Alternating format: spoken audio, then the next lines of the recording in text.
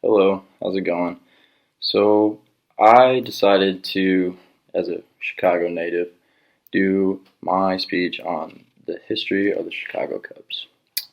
Um, to start off, I'd like to recite a quote that I thought was pretty fitting for the Cubs and Cubs fans alike.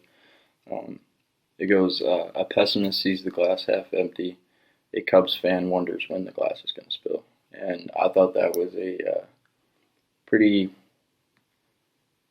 pretty relatable quote for Cubs fans in general because every year, up until recent, it's always kind of like, when are the Cubs going to lose? When are they going to get, when's their season going to end, kind of thing. And it was always, we got so close, but yet so far away, up until recently, until our last World Series win, which was absolutely incredible. So going along with that, like throughout a team's career, there's many highs and many lows that comes with the territory. Um, you can't always be too high and you can't always be too low. It's just how it is. But as far as the Cubs go, they seem to have had far more lows than highs in their 109 years of existence for more reasons than one. But regardless of all this, um, Cubs fans in general have been known to be as loyal as they come. Um, through all the suffering, all the pain, they roll with the punches and they're back out there every season cheering on their Cubbies. Um, but after all this pain and suffering, like I said previously, we were probably rewarded with one of the greatest seasons since 1908, which resulted in a World Series win. And I didn't think in my lifetime that I would be able to witness that. And so that was pretty cool for me, my family, and the entire city of Chicago. So the Cubbies, they were founded in 1807 and won their first World Series in 1907, which was followed by another World Series win in 1908.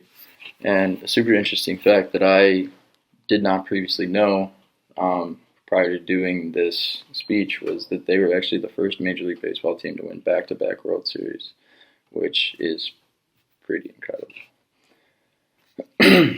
So Wrigley Field, it opened on April 23rd, 1914. It was only a single deck that seated about 14,000 people.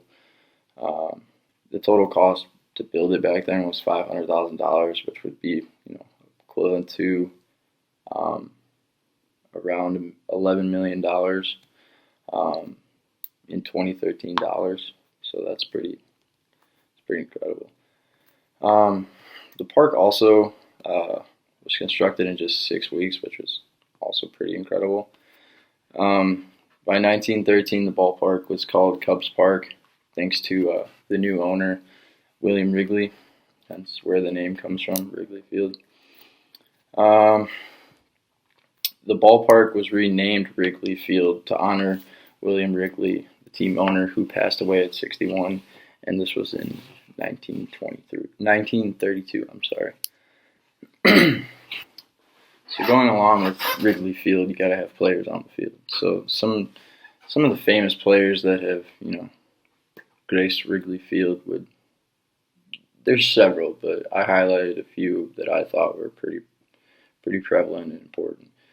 So the first one is Ernie Banks. He, aka Mr. Cub, aka Mr. Sunshine. He was incredible, to be honest. I mean, he played shortstop and first base for the Chicago Cubs between 1953 and 1971. He was inducted into the National Baseball Hall of Fame in 1977 and was named to the Major League Baseball All-Century Team in 1999, which is pretty incredible. Those are some impressive accolades. Banks was regarded by, a lot of people as one of the greatest baseball players to do it, and that's why I have him on my list. Another one is a more recent guy. His name's Anthony Rizzo. He's probably one of my favorite Cubs players. I think he's pretty inspirational. He does a lot of work with Children's Hospital. He was previous to getting his career started. He was diagnosed with he had cancer. Hodgkin's lymphoma, actually, precisely. And so now he has a foundation that on August 2017, the foundation announced that a $3.5 million gift to the Lurie Children's Hospital in Chicago, and which subsequently resulted in bringing in a total amount of donations to the hospital that's like $4 million around there. So I think I really do. I look up to him. I think he's a great guy, and that's who I try to model my game after, and that's the kind of person I want to be in life. In conclusion, going from the lowest of lows to the highest of highs, the Cubs have been through it all. But with undying loyalty from the Cub faithfuls, the Cubs continue to forge on in an effort to win more World Series and give the city of Chicago something to celebrate. I will forever bleed red and blue, blue and red, regardless of the outcome of their season. I was born and raised a Chicago fan, and I'm going to die a Chicago fan.